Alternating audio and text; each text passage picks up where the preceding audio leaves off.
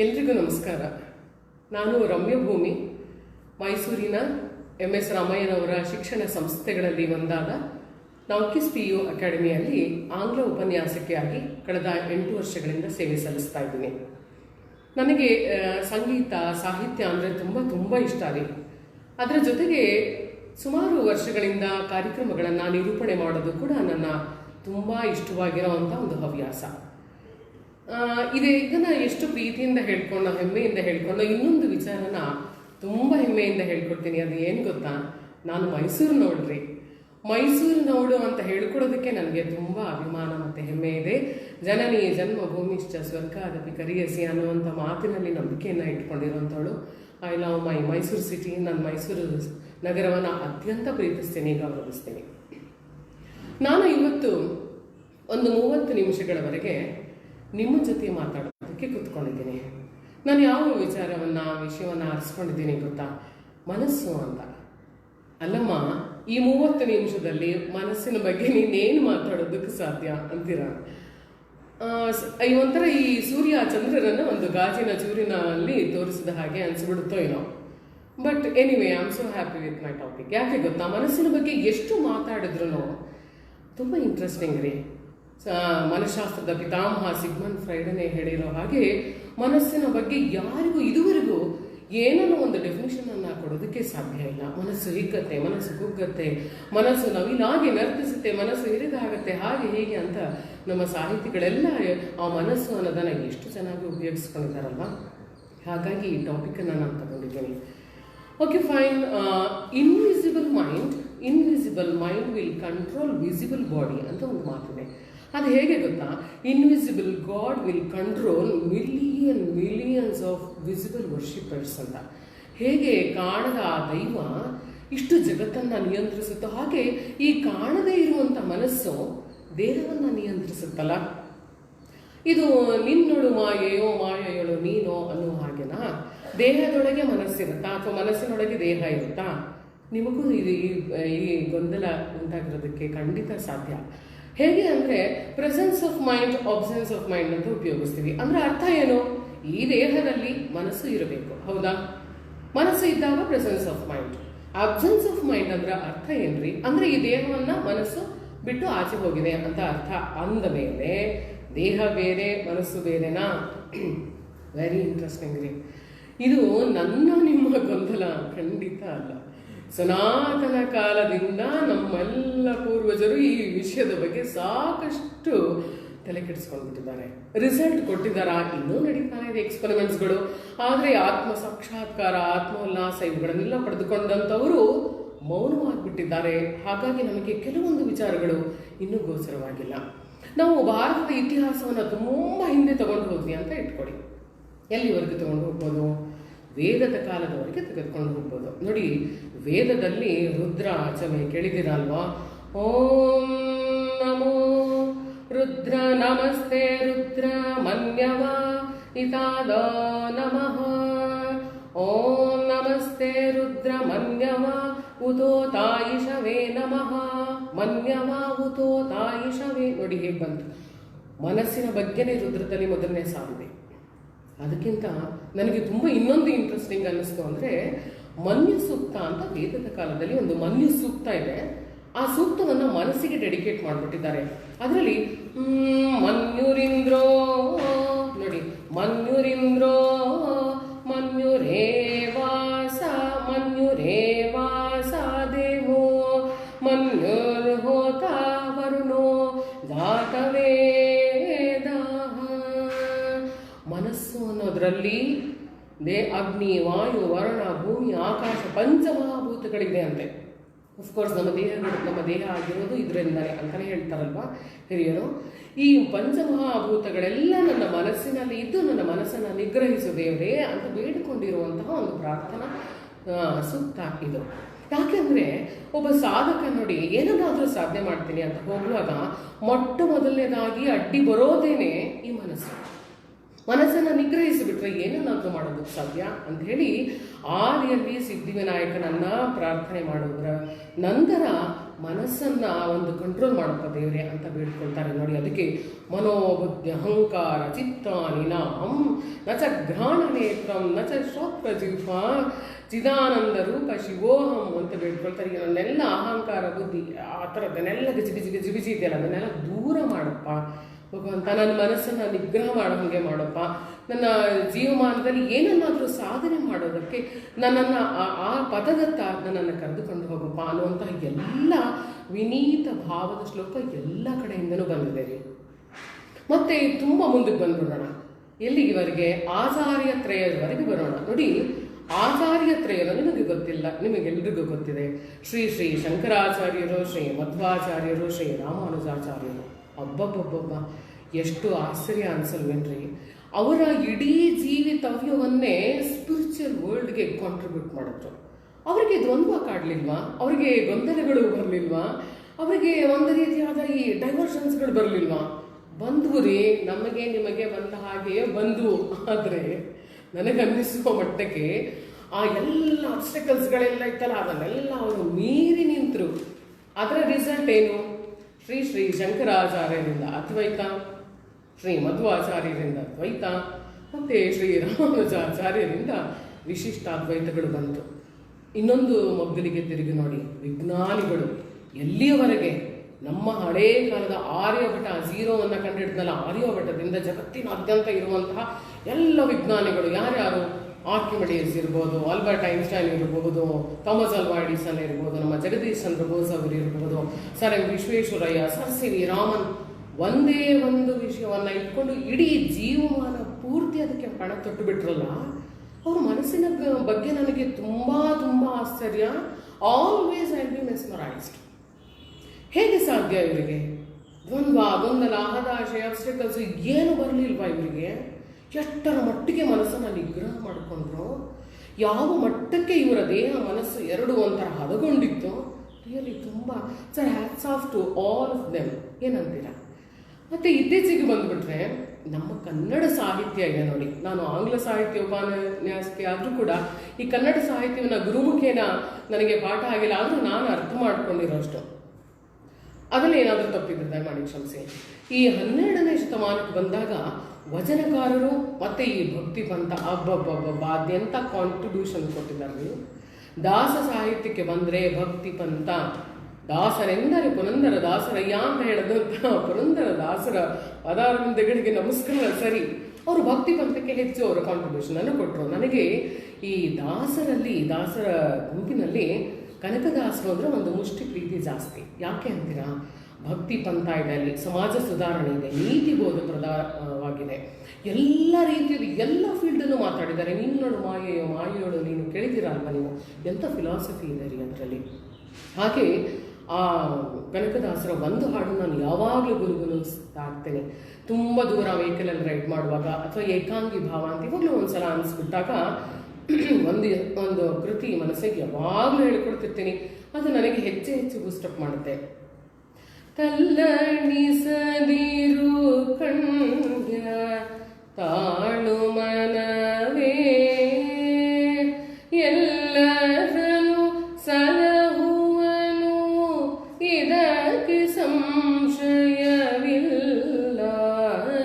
ತಲ್ಲಣಿಸದಿರು ಕಣ್ಯ ತಾಳು ಮನವೇ, ಮನವೇ ಮನವೇ. ಎಷ್ಟು ಅರ್ಥ ಇದೆ ನೋಡಿ. ಮನವೇ ಮನವೇ ಅಂತ ಯಾಕೆ 3 ಸಲ ಹೇಳಿದೆ ಗೊತ್ತೇನ್ರಿ? ಈ ಮನಸ್ಸನ್ನೋದಿದೆಯಲ್ಲ, ಒಂದು ಸಲ ಹೇಳಿದೆ ಕೇಳೋದಿಲ್ಲ. ನಾನು ಒಬ್ಬ ಉಪನ್ಯಾಸಕ್ಕೆ ನೋಡಿ, ನನಗೆ ಚೆನ್ನಾಗಿ ಗೊತ್ತೊಂದು 3 ಸಲ ಅಲ್ಲ 100 ಸಲ ಹೇಳಿದ್ರು. ನನ್ನ ಸ್ಟೂಡೆಂಟ್ಸ್ ಮನಸ್ಸನ್ನು ವರ್ಲ್ಡ್ ಟೂರಿಗೆ ಕಳಿಸಿ ಆ ವಿಯರ್ಡ್ ಆಗಿರೋ ಬಾಡಿಯನ್ನು ಮಾತ್ರ ಇಟ್ಕೊಂಡು ಬಿಡಿಕೊಂಡು ಬಿಟ್ಕೊಂಡು ನೋಡ್ತಿರ್ತಾರೆ. ಇವ್ರು ಯಾಕೆ ಮಾತಾಡ್ತಿದ್ದಾರೆ ಅಂತ. ಬಿಡಿ, ಮತ್ತೆ ಮನಸ್ಸು ನಂದು ಆಚೆ ಹೋಯ್ತು, ಮತ್ತೆ ತೊಗೊಂಡು ಬರ್ತೀನಿ. ತಲ್ಲಣಿಸದಿರು ಖಂಡ ತಾಳು ಮನವೇ, ಎಲ್ಲರನ್ನು ಸಲಹುವನು ಇದಕ್ಕೆ ಸಂಶಯ ಬೇಡ ಅಂತ ನಮ್ಮ ಕನಕದಾಸರು. ನೋಡಿ, ಬೆಟ್ಟದ ತುದಿಯಲ್ಲಿ ಹುಟ್ಟಿದ ಕಪ್ಪೆಗೆ, ವೃಕ್ಷಕ್ಕೆ, ಎಲ್ಲದಕ್ಕೂ ದೇವರು ನೀರನ್ನು ಉಳಿಸ್ತಾನೆ ಅಂದಾಗ ಯಾಕಮ್ಮ ನೀನು ಯೋಚನೆ ಮಾಡ್ತೀಯಾ? ಯಾವುದೋ ಇದು ಕೋವಿಡ್-19 ಬಂದು ಹಾಗೆ ಹೇಗೆ ಜಗತ್ ಪ್ರಳಯ ಆಗೋಗುತ್ತೆ, ನಾವೆಲ್ಲರೂ ಸುತ್ತೋಗ್ತೀವ ಅನ್ನೋವೇ ಕಾಲಘಟ್ಟಕ್ಕೆ ತಕ್ಕ ಹಾಗೆ ಈ ಕಾಸ್ಮಿಕ್ ಅರೇಂಜ್ಮೆಂಟ್ ಮಾಡಿರುವಂಥ ಯಾವುದೋ ಒಂದು ನಮಗೆ ತಿಳಿಯದೆ ಇರುವಂಥ ಒಂದು ರಹಸ್ಯ ರೀ. ಎದುರಿಸೋಣ ಬಿಡಿ, ಎದುರಿಸೋಣ. ನಾವು ಬಂದಾಗ ಏನನ್ನೂ ತಂದಿಲ್ಲ, ಹೋಗುವಾಗಲೂ ಏನನ್ನು ತೆಗೆದುಕೊಂಡು ಹೋಗಲ್ಲ. ಭಗವದ್ಗೀತೆಯ ಕೃಷ್ಣನ ಮಾತನ್ನ ಅರ್ಥ ಮಾಡ್ಕೊಳ್ಳೋಣ. ನೋಡಿ, ಆ ಫಿಲಾಸಫಿ ಎಲ್ಲ ತುಂಬ ತುಂಬ ದೊಡ್ಡ ದೊಡ್ಡ ಫಿಲಾಸಫಿ, ಆದರೂ ನಮ್ಮ ಮಟ್ಟಿಗೆ ಅರ್ಥ ಮಾಡ್ಕೊಳ್ಳೋಣ ಅಲ್ವಾ. ಇಂತಹ ಕನಕದಾಸರ ವಚನ ತಲ್ಲಣಿಸದಿರು ಕಂಡ್ಯ ತಾಳು ಮಾನವೇ ಅನ್ನೋ ನೆಕ್ಸ್ಟ್ ನನಗೆ ಇನ್ನೊಂದು ತುಂಬ ಇಷ್ಟವಾಗಿರುವಂಥ ಕೃತಿ ಮಾನಸ ಸಂಚರರೇ ಬ್ರಹ್ಮಣಿ ಮಾನಸ ಸಂಚರರೇ. ಬ್ರಹ್ಮಣಿ ಮಾನಸ ಸಂಚರರೇ. Brahmani, who is this Brahmani? Wife of Brahma. ಅದೇ ನಮ್ಮ ಶಾರದಮ್ಮನವರು, ಶೃಂಗೇರಿ ಪೀಠಸ್ಥಿತೆ ಶಾರದಮ್ಮನವರು. ಅವರು ನಮ್ಮ ಮನಸ್ಸಿನಲ್ಲಿ ಯಾವಾಗಲೂ ನೆಲೆಸಲಪ್ಪ, ನನ್ನ ನಾಲಿಗೆಯಲ್ಲಿ ಯಾವಾಗಲೂ ನೆಲೆಸಲಿ ಅಂತ ಬೇಡಿಕೊಳ್ಳುವಂತಹ ಅತ್ಯಂತ ವಿನೀತ ಭಾವದ, ವಿಧೇಯ ಭಾವದ ಒಂದು ಸ್ತುತಿ. ಎಷ್ಟು ಚೆನ್ನಾಗಿದೆ ನೋಡಿ. ಆದರೆ ಮೂಲಭೂತವಾಗಿ ಇದನ್ನೆಲ್ಲ ಹೇಳೋದಕ್ಕಿಂತ ಮುಂಚೆ ನಾನು ಒಂದು ಮಾತನ್ನು ಹೇಳಬೇಕಾಗುತ್ತೆ. ಏನು ಗೊತ್ತಾ, ನಮ್ಮ DVG ಅಂಕಲ್ ಇದ್ದಾರೆ ನೋಡಿ. ಅಂಕಲ್ ಅಂತ ಯಾಕೆ ಹೇಳೋದೇ ಗೊತ್ತಾ, ಇವರೆಲ್ಲರೂ ನಮ್ಮ ಭಾವ ಬಂಧುಗಳು ರೀ. ಚಿಕ್ಕಪ್ಪ, ದೊಡ್ಡಪ್ಪ, ಮಾವ ಅಂತೀವಲ್ಲ, ಇವರೆಲ್ಲರೂ ನಮ್ಮ ಭಾವ ಬಂಧುಗಳೇ. DVG ಗುಂಡಪ್ಪನವರು ಒಂದು ಕಗ್ಗ ಹೇಳ್ತಾರೆ, ಅದು ನನಗೆ ಯಾವಾಗಲೂ ಇಷ್ಟ. ಮನದ ರಾಜ್ಯ, ಬೇಕಾದ ಪುಸ್ತಕ ತೆಗೆದು ನೋಡಿ. ಮನದ ರಾಜ್ಯ ಅನ್ನೋ ಶೀರ್ಷಿಕೆಯಲ್ಲಿ ಒಂದು ಕಗ್ಗ ಇದೆ. ಏನು ಹೇಳುತ್ತೆ ಗೊತ್ತಾ, ಅದರಲ್ಲಿ ಗ್ರೀಸಿನ ಕಬ್ಬಗಳನ್ನು ಓದುವರು ದೆಹಲಿಯಲ್ಲಿ. ಗ್ರೀಸಿನ ಕಬ್ಬಗಳು ಅಂದರೆ ಕಾವ್ಯಗಳು. ಗ್ರೀಸಿನ ಕಬ್ಬಗಳನ್ನು ಓದುವರು ದೆಹಲಿಯಲ್ಲಿ. ಕಾಶಿಯ ಶಾಸ್ತ್ರಗಳನ್ನು ಆಕ್ಸ್ಫರ್ಡ್ನವರು ಓದ್ತಾರೆ. ಕಾಲ ದೇಶ ವಿಭಾಗ ಮನದ ರಾಜ್ಯದೊಳ್ಳಿರೋದು ಸ್ವಾಮಿ. ಕಾಲ ದೇಶ ವಿಭಾಗ ಮನದ ರಾಜ್ಯದೊಳ್ ಇರೋದು ಯಾಕೆ ಗೊತ್ತಾ, ಶ್ವಾಸವದು ಬೊಮ್ಮನದು ಮಂಕುತಿಮ್ಮ. ಅಬ್ಬಾ, ವಾಟ್ ಎ ವಂಡರ್ಫುಲ್ ಕಗ್ಗಾರಿ ಇಟ್ ಈಸ್. ಅದರಲ್ಲಿ ಮನಸ್ಸಿಗೆ ರಾಜ್ಯ ಕಾಲ ವಿಭಾಗ ಏನೂ ಇಲ್ಲ. 6 ತಿಂಗಳ ಮಗು, ಅಥವಾ ಬೇಡಪ್ಪ ಇನ್ನೂ ಒಂದು 3 ತಿಂಗಳು ಮಗು ಅಂದ್ಕೊಳ್ಳಿ. ಆ ಮಗುವನ್ನು ಹೀಗೀಗೆ ಅಂದರೆ ಎಷ್ಟು ಚೆನ್ನಾಗಿ ನಗುತ್ತೆ. ಅದಕ್ಕೆ ಇವನು ಕ್ರಿಸ್ತ, ಇವನು ಮುಸಲ್ಮಾನ, ಇವನು ಹಿಂದೂ, ಇವನು ಪಾರ್ಸಿ, ಜೈನ, ಬೌದ್ಧ, ನೋಡ್ರಿ ಎಷ್ಟು ಚೆನ್ನಾಗಿ ನಗುತ್ತಲ್ಲ. ನಮಗೂ ಎಲ್ಲರಿಗೂ ಅಂತಹದೇ ನಿಷ್ಕಲ್ಮಶವಾಗಿರುವಂತಹ ಒಂದು ಮನಸ್ಸು ಇದೆಯಂತೆ. ನಿಮಗೆ ಗೊತ್ತಲ್ಲ, ನಿರ್ಮಲಾತ್ಮಕನಾಗಿ ಇರುವುದೇ ಆನಂದ. ಗೋವಿಂದ ನಿನ್ನ ನಾಮವೇ ಚಂದ. ನಿರ್ಮಲಾತ್ಮಕನಾಗಿ ಇರುವುದೊಂದು ಆನಂದ ಅಂತ ಹೇಳಿದ್ದಾರೆ ನಮ್ಮ ದಾಸರು. ಇದು ಒಂದು ಏನೋ ಎಕ್ಸ್ಟ್ರಾ ಆದರ್ಶ ಅಥವಾ ಇನ್ನೇನೋ ಒಂದು ಅಂತ ಅಲ್ಲ. It's natural expression of human beings ಅಷ್ಟೇ. ನಮ್ಮೆಲ್ಲರ ಮನಸ್ಸು ಅಷ್ಟು ಸ್ವೀಟ್ ಅಂತೆ, ಅಷ್ಟು ಇನ್ನೋಸೆಂಟ್ ಅಂತೆ, ಅಷ್ಟು ಅದ್ರ ಒಳಗಡೆ ಪ್ರೀತಿ ಅನ್ನೋದು ತುಂಬಿ ತುಂಬಿ ತುಳುಕುತ್ತಿದೆಯಂತೆ. ಆದರೆ ನಾವೇನು ಮಾಡ್ಕೊಂಡಿದ್ದೀವಿ, ಐಡೆಂಟಿಟಿ ಕ್ರೈಸಿಸ್ ರೀ ನಮಗೆ. ನಾನು ನಾನು ನಾನು ನಾನು ಅಂತ ಹೊಡೆದಾಡ್ತೀವಿ. ನಾನು ಮಧ್ಯಮ ವಯಸ್ಸಿನ ಮಹಿಳೆ, ನಾನು ರಮ್ಯ ಭೂಮಿ, ನಾನು ಅಲ್ಲಿ ವರ್ಕ್ ಮಾಡ್ತೀನಿ, ನನ್ನ ಹವ್ಯಾಸ, ನನ್ನ ನಗರ ಮೈಸೂರು, ನನ್ನ ರಾಜ್ಯ ಕರ್ನಾಟಕ, ನನ್ನ ದೇಶ ಭಾರತ, ಹಾಗೆ ಹೂ ಹೂ ಹೂ ಅಂದು ಆ ಒಳಗಡೆ ಇರುವಂತಹ ಒಂದು ಒರಿಜಿನಲ್ ಸ್ವೀಟ್ ಒಂದು ಫಾರ್ಮೇಟ್ ಇದೆಯಲ್ಲ ಮನಸ್ಸಿಗೆ, ಅದಕ್ಕೆ ನಾವೆಲ್ಲ ಮುಖವಾಡಗಳನ್ನು ಹಾಕೊಂಡು ಗಜಿ ಬಿಜಿ ಮಾಡ್ಕೊಂಡ್ಬಿಟ್ಟು ಒಂದು ಐಡೆಂಟಿಟಿಯನ್ನು ನಾವು ಬೆಳೆಸ್ಕೊಂಡ್ಬಿಟ್ಟಿದ್ದೀವಿ. ಒರಿಜಿನಲ್ಲಿ ನಾವು ಯಾರು ಹಾಗಾರೆ, ಹೂ ಅಮ್ಮಾಯ್. ಈ 30 ನಿಮಿಷದಲ್ಲಿ ಹೂ ಅಮ್ಮಾಯ್ ಅಂತ ನಾನು ಪ್ರಶ್ನೆಯನ್ನು ಕೇಳಿ ಇವರೇಕಾ ನನಗೆ ಗೊತ್ತಾಯ್ತು ಅಂತ ನಾನು ಈ ವಾರ್ತಾಭವನದಿಂದ ಓಡ್ಬಿಡೋಕ್ಕೆ ಸಾಧ್ಯ ಇಲ್ಲ. ಯಾಕಂದ್ರೆ ತಲಾಂತರದಿಂದ ಈ ಪ್ರಶ್ನೆ ಎಲ್ಲರನ್ನ ಕಾಡ್ತಾ ಇದೆ. ಆಲ್ಬರ್ಟ್ ಐನ್ಸ್ಟೈನ್ ಅಂತಹ ಅಷ್ಟು ದೊಡ್ಡ ವಿಜ್ಞಾನಿ ಕಡೆಯಲ್ಲಿ ಯಾರು ನಾನು, E=mc², ಥಿಯರಿ ಆಫ್ ರಿಲೇಟಿವಿಟಿಯನ್ನು ಕಂಡುಹಿಡಿದಂಥವನು, ಡಾರ್ವಿನ್ ಥಿಯರಿ ಆಫ್ ಎವಲ್ಯೂಷನ್ ಅನ್ನು ಕಂಡುಹಿಡಿದಂಥವ್ರು, ಎಲ್ಲ ಕಡೆಗೆ ನಾನು ಯಾರು, ನಾನು ಯಾಕೆ ಇದನ್ನು ಮಾಡಬೇಕಾಯ್ತು ಅನ್ನೋ ಒಂದು ಪ್ರಶ್ನೆ ಅವರನ್ನ ಕಾಡಿದೆಯಂತೆ. ಹೂ ಅಮ್ಮಾಯಿ, ನಾನು ಯಾರು ಅನ್ನುವಂತಹ ಪ್ರಶ್ನೆ ಮನಸ್ಸಿಗೆ ಬರಲ್ವಾ? ಎಲ್ಲರಿಗೂ ನಮಗೆ ಬಂದೇ ಬರುತ್ತೆ. ಯಾವಾಗ ಗೊತ್ತಾ, ತುಂಬ ಸುಖವಾಗಿದ್ದಾಗ ಈ ಪ್ರಶ್ನೆ ಯಾರನ್ನೂ ಕಾಡೋದಿಲ್ಲ. ಕಷ್ಟ ಬಂತ, ಜೀವ ಭಯ ಬಂತ, ಆವಾಗ ಬರುತ್ತೆ.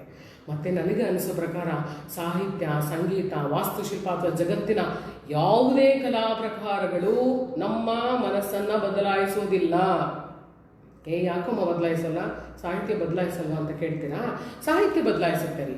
ಆ ಕ್ಷಣಕ್ಕೆ ಕೆಲವು ವರ್ಗದವರನ್ನು ಮನ ಪರಿವರ್ತನೆ ಮಾಡುತ್ತೆ, ಹೌದಾ? ಸಂಗೀತವನ್ನು ಇಷ್ಟಪಡುವಂಥವರಿಗೆ ಆ ಕ್ಷಣಕ್ಕೆ ಮನ ಪರಿವರ್ತನೆ ಮಾಡುತ್ತೆ. ಈಗ ನಿಮಗೆ ಶಾಸ್ತ್ರೀಯ ಸಂಗೀತದ ಒಲವೇ ಇಲ್ಲ, ನಾನು ನಿಮ್ಮನ್ನ ಕರ್ಕೊಂಡೋಗಿ 3 ತಾಸು ಶಾಸ್ತ್ರೀಯ ಸಂಗೀತದ ಕಚೇರಿಯಲ್ಲಿ ಕುಡಿಸಿ ತೋಡಿ ರಾಗ ಆಲಾಪನೆ ಅವರು ಶುರು ಮಾಡ್ತಿದ್ದಂಗೆ ನೀವು ನನ್ನನ್ನು ನಟಿಸ್ಕೊಂಡು ಬರ್ತೀರಾ. ಯಾಕಮ್ಮ ಇಂಥ ಸಂಗೀತ ಕೇಳಿಸ್ತಿದ್ಯಾ ಅಂತ. ಯಾಕೆಂದರೆ ಕೆಲವು ವರ್ಗದವರಿಗೆ ಮಾತ್ರ ಸಂಗೀತ ಅಲ್ವಾ ಮನ ಪರಿವರ್ತನೆ ಆಗುತ್ತೆ. ಹಾಗೆ ವಾಸ್ತುಶಿಲ್ಪವಾಗಲಿ, ಜಗತ್ತು ನಂಬಿಕೊಂಡಿರುವಂತಹ ಹಲವಾರು ಕಲಾ ಪ್ರಕಾರಗಳು ಅದು ಕೆಲವೇ ಮಂದಿಗಳನ್ನು ಮಾತ್ರ ಮನಸ್ಸನ್ನು ಚೇಂಜ್ ಮಾಡುತ್ತೆ. ಆದರೆ ನನಗೆ ಒಂದು ಗುಟ್ಟು ಗೊತ್ತಾಗಿದೆ ಈ ಕೋವಿಡ್-19 ಏನು ಗೊತ್ತಾ, ಜೀವ ಭಯ ಬಂದ ತಕ್ಷಣ ನಮ್ಮ ಮನಸ್ಸು ತುಂಬ ವಿಫಲಗೊಳ್ಳುತ್ತೆ, ಗೊಂದಲವಾಗುತ್ತೆ. ಅದಕ್ಕೆ ತುಂಬ ರೀತಿಯಾದ ಕನ್ಫ್ಯೂಷನ್ಸ್ಗಳು ಬಂದೇ ಬರುತ್ತೆ. ಹಾಗೆ ಅದು ಒಂಥರ ತಾಯಿಯ ಸೆರಗಿನ ಒಳಗೆ ಔತ್ಕೊಂಡು ಬಿಡುತ್ತೆ ನೋಡಿ, ಒಂದು ಪುಟ್ಟ ಮಗು ಆ ರೀತಿ ಔತ್ಕೊಂಡು ಬಿಡುತ್ತೆ ಮನಸ್ಸು. ಅದಕ್ಕೆ ನೀವು ಇಬ್ಬರು ಸಾಕ್ಷಿಯಾಗಿದ್ದೀವಲ್ವಾ, ಇವಾಗ ಮನೆ ಒಳಗಡೆ ಇದ್ವಿ. ಯಾಕೆ ಹೇಳಿ, ಜೀವ ಭಯ ಬಂದುಬಿಟ್ಟಿದೆ ನಮಗೆಲ್ಲ. ಇರಲಿ ಬಿಡಿ, ತುಂಬ ಸೀರಿಯಸ್ ಆಗಿದೆ ರಮ್ಯಾ ಟಾಪಿಕ್ಕು. ಮನಸ್ಸು ಅಂದ ತಕ್ಷಣ ಅದಕ್ಕೊಂದು ಸಂತೋಷ, ಅದಕ್ಕೊಂದು ಸಂಭ್ರಮ, ಅದಕ್ಕೊಂದು ಸಡಗರ ಇರಬೇಕಮ್ಮ. ಏನು ಇಷ್ಟು ಸೀರಿಯಸ್ ಆಗಿ ಮಾತಾಡ್ತಿದ್ಯಾ ಅಂತ ಅಂದ್ಕೊಳ್ತೀರಾ? ಒಂದು ಮೋಜಿನ ಪ್ರಸಂಗ ಹೇಳ್ತೀನಿ ಕೇಳಿ. ಆ ಮೋಜಿನ ಪ್ರಸಂಗ ಹೇಳೋದಕ್ಕಿಂತ ಮುಂಚೆ ಒಂದು ಸಣ್ಣ ಇಂಟ್ರೊಡಕ್ಷನ್, ಅವಾಗ ತುಂಬ ಚೆನ್ನಾಗಿ ನೀವು ಎಂಜಾಯ್ ಮಾಡ್ತೀರಾ, ಅರ್ಥ ಆಗುತ್ತೆ. ಏನು ಗೊತ್ತಾ, ನಾವು ನಮ್ಮ ಮನಸ್ಸು ಹೇಗೆ ಗೊತ್ತೇನ್ರಿ, ನನಗೆ ಕಷ್ಟ ಬಂದಾಗ ನಾನು ಅಳ್ತೀನಿ, ನನ್ನ ಇಷ್ಟದವರನ್ನ ಕಳ್ಕೊಂಡಾಗ ಅಳ್ತೀನಿ. ಯಾವ ಮಟ್ಟಕ್ಕೆ ನೊಂದುಕೊಳ್ತೀನಿ ಅಂದರೆ, ನನ್ನ ಮನಸ್ಸನ್ನು ಕೊಂದುಕೊಳ್ಳುವವರೆಗೆ ನಾನು ಒಂಥರ ಕುಗ್ಗಿ ಹೋಗ್ಬಿಡ್ತೀನಿ. ಅದೇ ಬೇರೆಯವರ ಕಷ್ಟ ಅಂತಂದಾಗ ಫಿಲಾಸಫರ್ ಆಗ್ಬಿಡ್ತೀನಿ ನಾನು. ಅಯ್ಯೋ ಹೋಗ್ಲಿ ಬಿಡಿ, ಜನನ ಮರಣ ಎಲ್ಲೋ ಒಂದೇ ಅಲ್ಲ. ನಮ್ಮ ಶ್ರೀ ಶಂಕರಾಚಾರ್ಯರು ಹೇಳಿಲ್ವಾ, ಪುನರಪಿ ಜನನಂ ಪುನರಪಿ ಮರಣಂ ಪುನರಪಿ ಜನನೇ ಜಠರೇ ಶಯನಂ ಅಂತ ದೊಡ್ಡ ಫಿಲಾಸಫಿಯನ್ನು ಹೇಳಿ ಅವ್ರ ಕಣ್ಣೊರೆಸ್ಬಿಟ್ಟು ಬಂದ್ಬಿಡ್ತೀನಿ. ಆದರೆ ನನಗೇ ದುಃಖ ಆದಾಗ ಆ ಫಿಲಾಸಫಿ ವರ್ಕೌಟ್ ಆಗಲ್ಲ ರೀ. ಇಂಥದ್ದೇ ಒಂದು ಮೋಜಿನ ಪ್ರಸಂಗ. ಏನು ಗೊತ್ತಾ, ಒಂದು ಸಲ ಒಬ್ಬ ಜಿಪುಣ ಇದ್ದ, ಅತಿ ಜಿಪುಣ ಮಹಾದಾನಿ ಅನ್ನೋರು ನಮ್ಮಪ್ಪ. ನಾನು ನಮ್ಮಪ್ಪನ ಕೇಳ್ತಿದ್ದೆ, ಅಪ್ಪ ಅತಿ ಜಿಪುಣ ಮಹಾದಾನಿ ಹೇಗೆ? ಅವ್ರು ಹೇಳೋರು, ಅತಿ ಜಿಪುಣ ಮಹಾದಾನಿ ಹೇಗೆ ಗೊತ್ತ ಮಗಳೇ, ಅವನು ಇರುವವರೆಗೆ ಯಾರಿಗೂ ಏನೋ, ಸತ್ತ ಮೇಲೆ ಅವನ ಎಲ್ಲ ಆಸ್ತಿಯು ಪಬ್ಲಿಕ್ ಪ್ರಾಪರ್ಟಿ ಆಗುತ್ತೆ. ಸೊ ಹಾಗಾಗಿ ಅವನು ಮಹಾದಾನಿ ಅಂತ. ಇರಲಿ ಬಿಡಿ, ಅಂತಹದೇ ಒಬ್ಬ ಜಿಪುಣ ಇದ್ದ. ಅವನಿಗೆ 2 ಗಂಡು ಮಕ್ಕಳು, ಆಯ್ತಾ. ಹೆಂಡತಿ ತುಂಬ ಪಾಪ ವಿಧೇಯಳಾಗಿರುವಂಥ ಹೆಂಡತಿ, ಒಳ್ಳೆಯ ಸಂಸಾರ, ಸರಿ. 2 ಕೋಟಿ ರೂಪಾಯಿ ಖರ್ಚು ಮಾಡಿ ಒಂದು ಮನೆಯನ್ನು, ತುಂಬ ಹಳೆಯ ಕಾಲದಲ್ಲಿಯೇ 2 ಕೋಟಿ ರೂಪಾಯಿ ಒಂದು ಖರ್ಚು ಮಾಡಿ ಒಂದು ಬಂಗಲೆಯನ್ನು ಕಟ್ಟಿಸಿದ್ದ. ಫ್ಯಾಂಟಾಸ್ಟಿಕ್, ತುಂಬ ಚೆನ್ನಾಗಿದ್ದ. ಪಾಪ ಹೆಂಡತಿ ಸತ್ತೋದು, ಮಕ್ಕಳೆಲ್ಲ ಮದುವೆ ಆಯಿತು, ಅವರಿಗೆ ಮೊಮ್ಮಕ್ಕಳಾಯಿತು, ಅವರೆಲ್ಲರೂ ಅವ್ರ ಸಂಸಾರ ಆಯಿತು. ಇವನು ಒಂದು ಸಲ ಅಂದ್ಕೊಂಡ, why shouldn't I take solo trip, ನಾನು ಯಾಕೆ ಒಂದು ತೀರ್ಥಯಾತ್ರೆಗೆ ಹೋಗಿ ಬರಬಾರ್ದು ಅಂತ ಅನ್ನಿಸ್ತು. ಪಾಪ ಇವನು ತನ್ನ ಗಂಡು ಮಕ್ಕಳನ್ನು ಕರೆದು ಹೇಳ್ದ, ನೋಡ್ರಪ್ಪ ಮುಗಿಸ್ಕೊಂಡು ಬರ್ತೀನಿ, ನೀವು ಅಲ್ಲಿವರೆಗೆ ಮನೆಯನ್ನು ನೋಡ್ಕೊಳ್ಳಿ. ಗೊತ್ತಿದೆಯಲ್ಲ ಮನೆಗೋಸ್ಕರ ನಾನು ಎಷ್ಟು ಖರ್ಚು ಮಾಡಿದ್ದೀನಿ, 2 ಕೋಟಿ ರೂಪಾಯಿ. ಹೊರವರೆಗೆ ಮನೆ ಹಾಗೆ ಇರಬೇಕು, ಹಾಗೆ ಚೆನ್ನಾಗಿರ್ಬೇಕು ಅಂತ ಹೇಳ್ದ. ಹೋಗ್ಬರ್ಪ ಅಂತ ಮಕ್ಕಳನ್ನು ಕಳಿಸಿದ್ರು. ಫ್ಯಾಂಟಾಸ್ಟಿಕ್. ಹೋದ, ತೀರ್ಥಯಾತ್ರೆ ಮುಗಿಸ್ಕೊಂಡ, ಅಲ್ಲಿ ಎಲ್ಲ ಎಂಜಾಯ್ ಮಾಡ್ದ. ಆದರೆ ಮನೆ ನನ್ನ 2 ಕೋಟಿ ರೂಪಾಯಿ ಮನೆ ಏನಾಗಿದೆಯೋ ಕನಸಲ್ಲೆಲ್ಲ ಅವನಿಗೆ ಮನೆ ಬರೋಕ್ಕೆ ಶುರುವಾಗೋಯ್ತು. ಅದು ವಾಪಸ್ ಬಂದ್ಬಿಟ್ಟಾರೆ. ಅವನಿಗೂ ಅಲ್ಲಿ ಇರೋಕ್ಕಾಗಲಿಲ್ಲ. ವಾಪಸ್ ಬಂದ, ನನ್ನ ನಗರಕ್ಕೆ ಬಂದ, ನನ್ನ ಬೀದಿಗೆ ಬಂದ, ಮನೆ ಮುಂದೆ ನಿಂತ, ಮನೆ ದಗ ಹತ್ಕೊಂಡು ಉರಿತಾ ಇದೆ. ಎಷ್ಟು ಸಲ ದಗ ಅಂತ ಹೇಳಿದೆ ನೋಡಿ, ಸುಮಾರು ಸಲ. ಯಾಕೆ ಅಂದರೆ ಇಡೀ ಮನೆ ಹತ್ಕೊಂಡು ಉರಿದಿದೆ ಅಂತ ನೀವು ಇಮ್ಯಾಜಿನ್ ಮಾಡ್ಕೊಳ್ಳಿ. ದಗ ಹತ್ಕೊಂಡು ಉರಿದು ಹೋಗ್ತಾ ಇದೆ ಮನೆ. ಇವನಿಗೆ ಹೃದಯಾಘಾತ ಆಗೋದೊಂದು ಬಾಕಿ. ಅಯ್ಯೋ, ನನ್ನ ಮನೆ 2 ಕೋಟಿ ರೂಪಾಯಿ ಖರ್ಚು ಮಾಡಿದ್ದೆ, ನನ್ನ ಮನೆ ಹತ್ಕೊಂಡು ಉರಿತಾ ಇದೆ, ನನ್ನ ಮಕ್ಕಳೇನು ಕತ್ತೆ ಮೇಯಿಸ್ತಾ ಇದ್ರ ಹಾಗೆ ಅಂತ ಅಲ್ಲಿ ರುದ್ರ ನರ್ತನ ತಾಂಡವ ನೃತ್ಯ ಶುರು ಮಾಡಿಬಿಟ್ಟ. ಆವಾಗ ಅವನ ಒಬ್ಬ ಮಗ ಓಡ್ ಬಂದ, ಅವ ತೀರ್ಥಯಾತ್ರೆ ಹೇಗಿತ್ತಪ್ಪ? ಅಯ್ಯೋ, ತೀರ್ಥಯಾತ್ರೆ ಮನೆ ಹಾಳಾಯ್ತು, ಏನೋ ಇದು ಮನೆ ಹತ್ಕೊಂಡು ಉರಿತಾ ಇದೆ ಅಂತ. ಆಗ ಅವನು ಹೇಳ್ದ, ಅಪ್ಪ ಸಮಾಧಾನ ಪಟ್ಕೊಳ್ಳಿ, ಇದು ನಮ್ಮ ಮನೆ ಅಲ್ಲ. ಏನೋ ಹೇಳ್ತೀಯ, ನಮ್ಮ ಮನೆ ಅಲ್ವಾ? ಹೌದಪ್ಪ, ವಾರದ ಹಿಂದೆ ಯಾರೋ ಮಾಲೀಕರು ಬಂದಿದ್ರು, ಯಾರೋ ಶ್ರೀಮಂತರು ಬಂದಿದ್ರು. ಅವರು ಕೇಳಿದ್ರು, ಈ ಮನೆ ಮಾರಾಟ ಇದೆಯಾ, ನೀವು ನಮಗೆ ಈ ಮನೆಯನ್ನು ಮಾರ್ತೀರಾ ಅಂತ. ಅದಕ್ಕೆ ನಾನು ಸುಮ್ಮನೆ ಈ ಮಾತು ಬಿದ್ದು ಹೋಗ್ಲಿ ಅನ್ನೋ ಥರ 3 ಕೋಟಿ ರೂಪಾಯಿ ಆದರೆ ಈ ಮನೆಯನ್ನು ಮಾರಾಟಕ್ಕೆ ಕೊಡ್ತೀವಿ, ಮಾರಿಬಿಡ್ತೀವಿ ಅಂದ ತಕ್ಷಣ ಅವರು ಒಪ್ಕೊಂಡು ಬಿಡೋದಾ? 3 ಕೋಟಿ ರೂಪಾಯಿಗೆ ಮನೆ ಡೀಲ್ ಆಗಿದೆ ಅಪ್ಪ. ಹೌದಾ ಮಗನೇ, ನಾನು ಎಷ್ಟು ಖರ್ಚು ಮಾಡಿದ್ದೆ? 2 ಕೋಟಿ ರೂಪಾಯಿ. ಲಾಭ ಎಷ್ಟು? 1 ಕೋಟಿ ರೂಪಾಯಿ. ಫ್ಯಾಂಟಾಸ್ಟಿಕ್. ಒಂದು ಸಲ ತೀರ್ಥಯಾತ್ರೆಗೆ ಹೋದರೆ 1 ಕೋಟಿ ರೂಪಾಯಿ ಲಾಭ ಬರುತ್ತ ಮಗನೇ. ಎಂಥ ಜಾಣ ಆಗ್ಬಿಟ್ಟಿದ್ಯಪ್ಪ.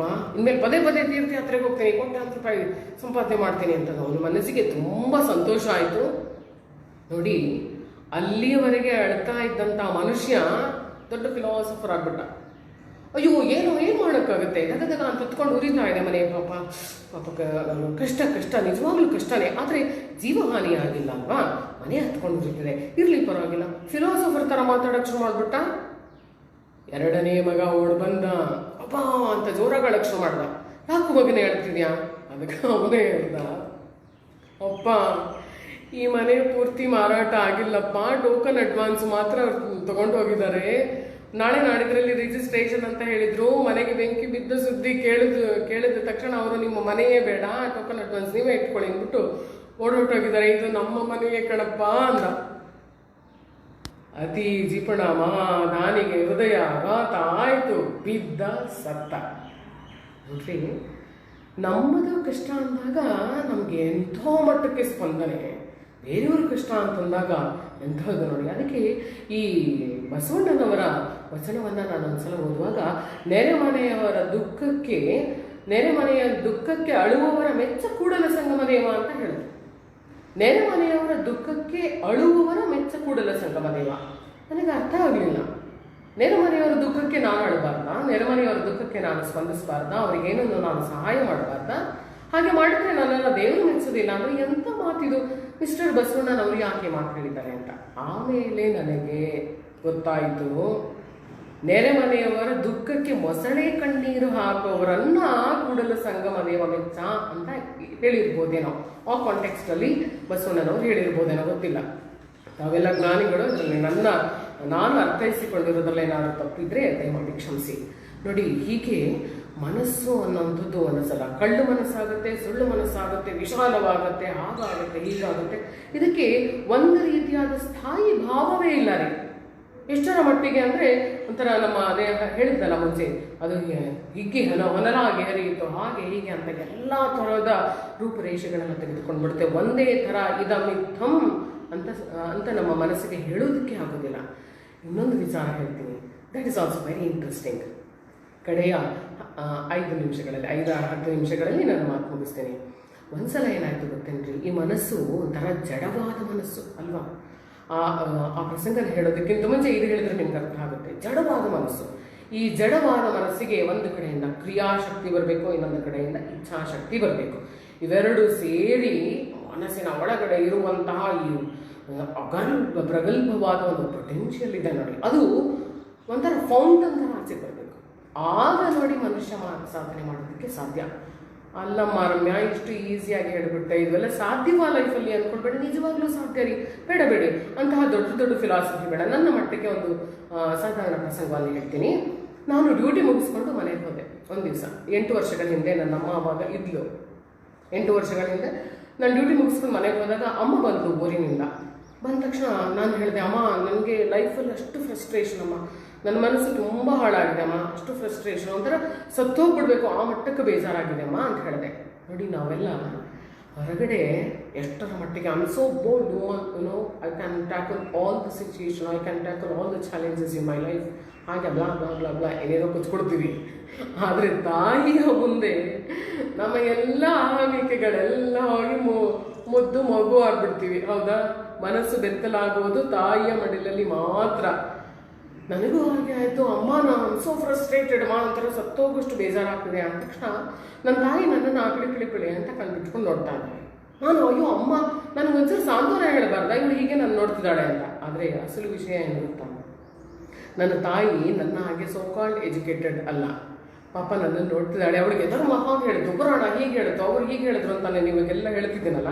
ಪಾಪ ಆ ರೀತಿ ಅವಳಿಗೆ ಉದಾಹರಣೆ ಕೊಡಕ್ಕೆ ಬರಲಿಲ್ಲ, ಸುಮ್ಮನೆ ನನ್ನನ್ನೇ ನೋಡ್ತಾ ಇದ್ದಾಳೆ.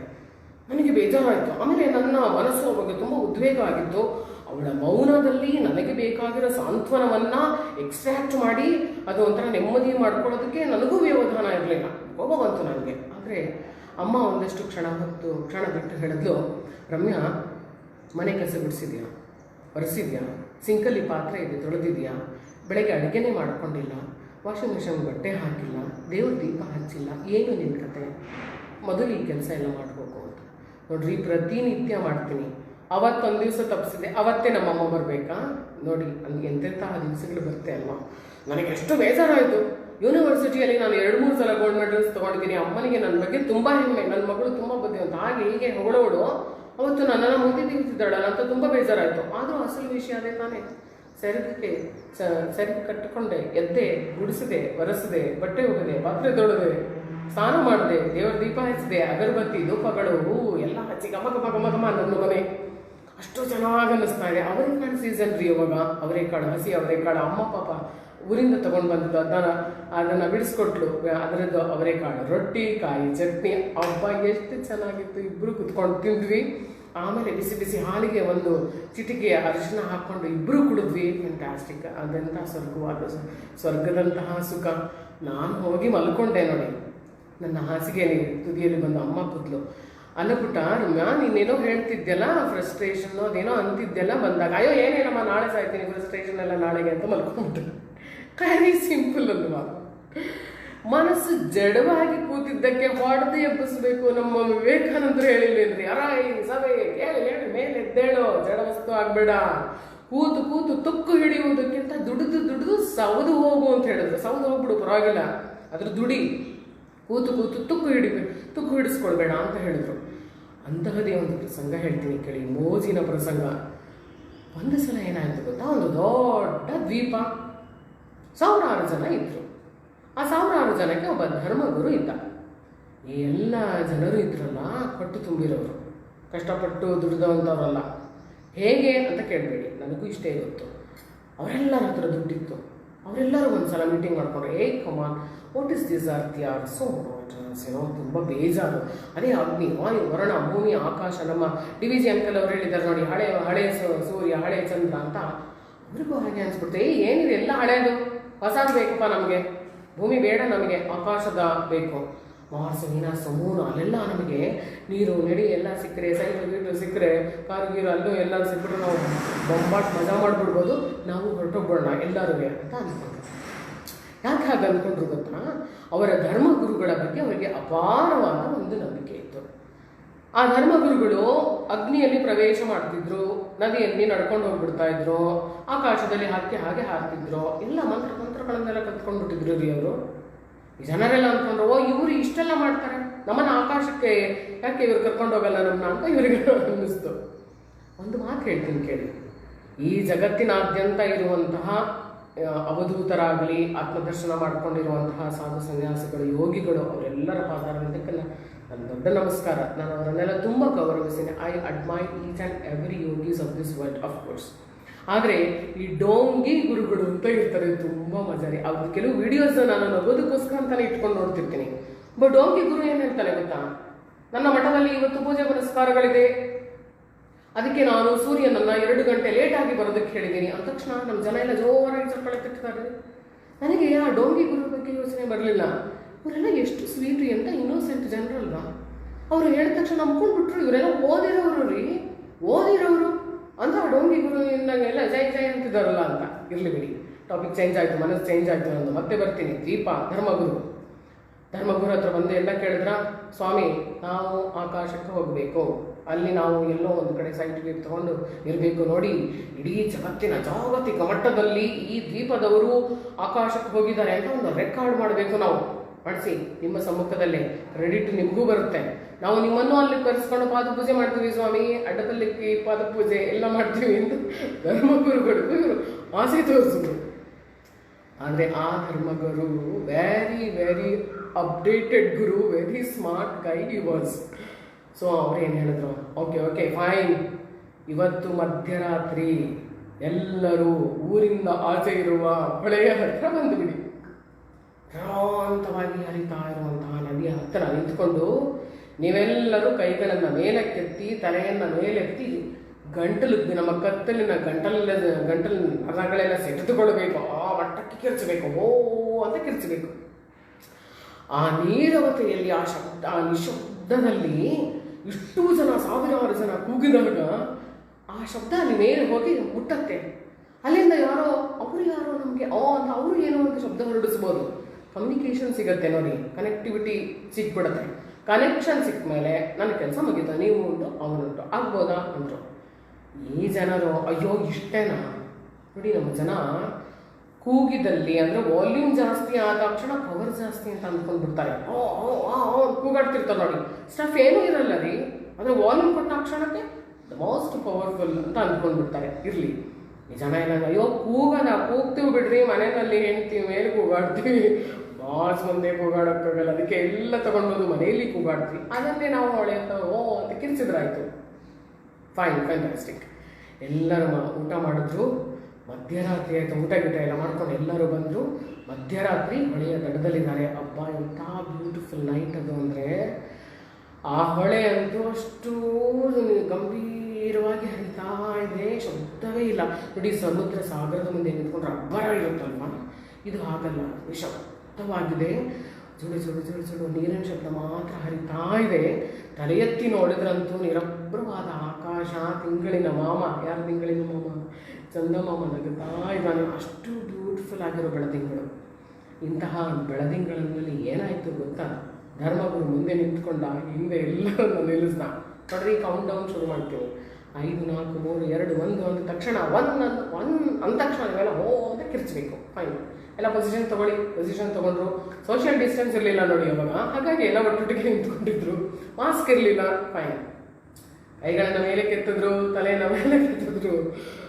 ಕೌಂಟ್ ಡೌನ್ ಶುರು ಮಾಡಿದ್ರು ಧರ್ಮಗುರು. 5, 4, 3, 2, 1 ಕೂಗಿ. Pin drop silence. ಯಾರು ಕೂಗಲಿಲ್ಲ. ಧರ್ಮಗುರುವಿಗೆ ಆಶ್ಚರ್ಯ ಆಗುತ್ತೆ. ಅಯ್ಯೋ, ಪೆದ್ದು ಬಡಿ ಮಕ್ಕಳ, ನಾನು ಏನು ಹೇಳಿದ್ದೆ ನಿಮಗೆ? ಜೋರಾಗಿ ಕೂಗ್ರಿ ಅಂತ ಹೇಳಿಲ್ವ? ಯಾಕೆ ಕೂಗ್ಲಿಲ್ಲ? ಏನು ನನ್ನ ಮಾತು ಅಂದರೆ ಅಷ್ಟು ಕನಿಷ್ಠ ಅಂತ ಧರ್ಮಗುರುವಿಗೆ ಕೋಪ ಬಂತು. ಎಲ್ಲರೂ ತಲೆ ತಗ್ಗಿಸಿ ಮೆಲ್ಲಿಗೆ ಹಾಗೆ ಕಣ್ಣಲ್ಲೇ ಮಾತಾಡ್ಕೊಂಡು, ಏನಾಯ್ತು ಗೊತ್ತಾ ಅಸಲು ವಿಷಯ? ಎಲ್ಲರೂ ಕೂಗ್ತಾರಲ್ಲ, ನಾನು ಯಾಕೆ ಕೂಗ್ಲಿ? ಇವರು ಕೂಗ್ತಾರೆ, ಅವರು ಕೂಗ್ತಾರೆ, ಅವ್ರ ಕಂಠ ದೊಡ್ಡದಾಗಿದೆ. ಎಲ್ಲರೂ ಕೂಗುವಾಗ ನನಗೆ ಮೊದಲೇ ಕಿರ್ಲು ಕಂಠ. ಅಂತ ಕಿರ್ಚಿ ಗಂಟಲೇನಾದರೂ ಇನ್ಫೆಕ್ಷನ್ ಆದರೆ ಬೇಡಪ್ಪ, ನಾನು ಕಿರ್ಚೋದು ಬೇಡ. ಆದರೆ ನಾನು ಮಾತ್ರ ತಲೆಯನ್ನು ಎತ್ಕೊಂಡು ಕೈಗಳನ್ನು ಮೇಲೆ ಎತ್ಕೊಂಡ್ಬಿಡ್ತೀನಿ, ಸಾಕು. ಎಲ್ಲರೂ ಕಿರ್ಚ್ತಾರೆ, ನಾನು ಯಾಕೆ ಕಿರ್ಚಲಿ? ಎಲ್ಲರೂ ಹಾಗೆ ಅಂದ್ಕೊಂಡ್ರು. ಎಲ್ಲರೂ ಹಾಗೆ ಅಂದ್ಕೊಂಡ್ರು. ಹಾಗೆ ಅಂದ್ಕೊಂಡಿದ್ದ ಫಲಿತಾಂಶ ಏನು? ಅಲ್ಲಿ ಏನು ಕೆಲಸ ಆಗಲಿಲ್ಲ. ಧರ್ಮಗುರು ಹೇಳ್ದ, ಈ ಭೂಮಿ ಮೇಲೆ, ದ್ವೀಪದ ಮೇಲೆ ಇರೋಕ್ಕೂ ನಿಮ್ಗೆ ಲಾಯಕ್ಕಿಲ್ಲ, ಗೆಟ್ ಲಾಸ್ಟ್ ಅಂತ ಬೈದ. ಎಲ್ಲರೂ ವಾಪಸ್ ಹೋದ್ರು. ನಮ್ಮ ಮನಸ್ಸು ಎಂಥ ಮನಸ್ಸಲ್ವಾ? ಅವನು ಮಾಡಲಿ, ಇವನು ಮಾಡಲಿ, ಅವನು ವಾಲಂಟಿಯರ್ಸ್ ಬೇಕ್ರಿ. ನಮಗೆ ವಾಲಂಟಿಯರ್ಡ್ ಮನಸ್ಸು ಬೇಕು. ಈಗ ಇಡೀ ಜಗತ್ತಿನಾದ್ಯಂತ ವಾಲಂಟಿಯರ್ಸ್ ಎಷ್ಟು ಜನ ಬರ್ತಿದ್ದಾರೆ ನೋಡಿ. ಅವರ ಮನಸ್ಥಿತಿ ಹೇಗಿದೆ ನೋಡಿ. ಡಾಕ್ಟರ್ಸು, ಆಶಾ ಕಾರ್ಯಕರ್ತೆಯರು, ಅವರು ಇವರು. ಯಾಕೆ ನಾನು ಕೂತಿರೋ ಈ ವಾರ್ತಾ ಭವನದಲ್ಲಿ ಎಷ್ಟು ಜನ ಚೆನ್ನಾಗಿ ಕೆಲಸ ಮಾಡ್ತಿದ್ದಾರೆ. ನಮಗೇನು ರಜಾ ಬೇಡಿ ಮೇಡಮ್, ನಾವು ಚೆನ್ನಾಗಿ ಕೆಲಸ ಮಾಡ್ಕೊಂಡು ಹೋಗ್ತಿದ್ದೀವಿ ಅಂತ. ವಾಲಂಟಿಯರ್ಡ್ ಮನಸ್ಸಿಗೆ ಬೇಕು ರೀ. ನಮ್ಮ ಒಂದು ಅಲ್ಟಿಮೇಟ್ ಫಿಲಾಸಫಿ ಏನು ಗೊತ್ತಾ? ಕಡೆಗೆ ಇನ್ನೇನು ಬರೋದಕ್ಕೆ ಸಾಧ್ಯ? ಸಾವು ಬರೋದಕ್ಕೆ ಸಾಧ್ಯ. ಹೌದಾ? ಹುಟ್ಟಿದ್ದೀರಿ, ಸಾಯಲೇಬೇಕು ಯಾವತ್ತೋ ಒಂದು ದಿವಸ. ಅದು ಇವತ್ತೇ ಅಂತ ದೇವರೇ ನನ್ನ ಹಣೆಯಲ್ಲಿ ಬರೆದು ಬಿಟ್ಟಿದ್ರೆ ಅದು ನನ್ನ ಪ್ರಸಾದ ಅಂತ ಸ್ವೀಕರಿಸೋಣ ಬಿಡ್ರಿ. ಹಾಗಂತ ನಾವೆಲ್ಲರೂ ಸಾಯ್ತೀವಿ ಅಂತ ಆ ನಿರಾಶವಾದ ಬೇಡ, ಆಶಾವಾದಿಗಳಾಗೋಣ. ಅದರಲ್ಲಿ ಪುರುಷ ಪ್ರಯತ್ನ ಮಾಡೋಣ. ನನ್ನ ಮನಸ್ಸನ್ನು ಹೇಳಿದ ಹಾಗೆ ಉದ್ದೀಪನಗೊಳಿಸ್ಕೊಳ್ಳೋಣ. ಇಚ್ಛಾಶಕ್ತಿ, ಕ್ರಿಯಾಶಕ್ತಿ ಎಲ್ಲವನ್ನು ತುಂಬಿಟ್ಕೊಂಡು ಯಾವಾಗಲೂ ನಗನಗ್ತಾ ಇರೋಣ. ಎಲ್ಲರನ್ನ ನಗಿಸೋಣ.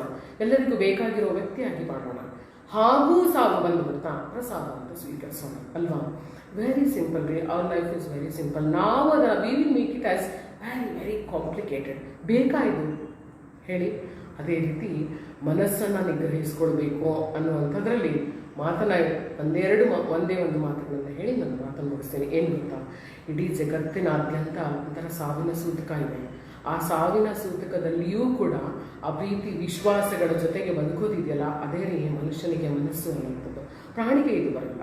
ಆದರೆ ಮನುಷ್ಯ ನಮಗೆ ಇಂತಹ ಮನಸ್ಸನ್ನು ಕೊಟ್ಟಿದ್ದಾನೆ ಅಲ್ವಾ? ಈ ಮನಸ್ಸಿನಲ್ಲಿ ಸಾತ್ವಿಕ ನೆಲೆ, ಒಂದು ಪೂಜೆ, ಪ್ರಾರ್ಥನೆ, ಭಜನೆ ಏನು ಬೇಡ, ಒಂದು ಸುಮ್ಮನೆ ಕುತ್ಕೊಂಡು ಕಣ್ಣು ಮುಚ್ಕೊಂಡು ಧ್ಯಾನ ಮಾಡೋದ್ರಲ್ಲಿ ಎಂತಹ ನೆಮ್ಮದಿ ಸಿಗುತ್ತೆ ಅಲ್ವಾ? ಆ ಸಾವಿನ ಸೂತಕ ಅನ್ನೋದು ಮನಸ್ಸಿಗೆ ಬೇಕಾಗಿಲ್ಲ. ನಾವೆಲ್ಲರೂ ಬದುಕುತ್ತೀವಿ ಅಂತ ಆಶಾವಾದಿಗಳಾಗೋಣ. ಇಂತಹದ್ದು ಸಾಕಷ್ಟು ಸವಾಲುಗಳು ಬರುತ್ತೆ. ಇದಕ್ಕೆ ನಾವು ಹಿಂಜರಿದು ಬಿಟ್ರೆ ಮುಂದೆ ಬರುವಂತಹ ಸವಾಲುಗಳನ್ನು ಯಾರು ಎದುರಿಸ್ತಾರೆ ಅಲ್ವಾ? ಎಲ್ಲ ಸವಾಲುಗಳನ್ನು ಎದುರಿಸೋಣ. ನಾವು ತಿನ್ನುವ ಒಂದು ಹಿಡಿ ಅನ್ನದಲ್ಲಿ ಅರ್ಧ ಮುಷ್ಟಿಯನ್ನು ಬೇರೆಯವರಿಗೆ ಕೊಡೋಣ.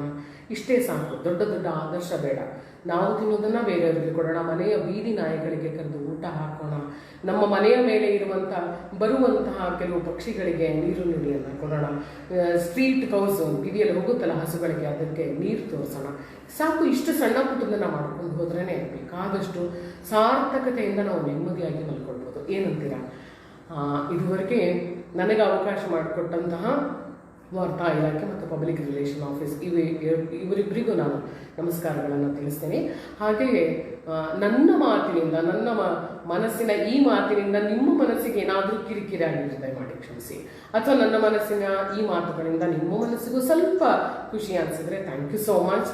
ಮತ್ತೆ ಇನ್ನೊಂದು ಸೆಷನಲ್ಲಿ ಬಹುಶಃ ಬರ್ತೀನಿ ಅಂತ ಅನ್ಸುತ್ತೆ. ಈ ಮನಸ್ಸು ಅನ್ನೋ ಟಾಪಿಕನ್ನು ಇಟ್ಕೊಂಡು ಇನ್ನೊಂದು ಸ್ವಲ್ಪ ಮಾತಾಡೋಣ. ತುಂಬ ಇಂಟ್ರೆಸ್ಟಿಂಗ್ ಅಲ್ವಾ ಈ ಟಾಪಿಕ್ಕು? ನನಗೆ ಅನಿಸುತ್ತೆ, ನಿಮಗೂ ಹಾಗೆ ಅನಿಸಿದ್ರೆ once again thank you so much.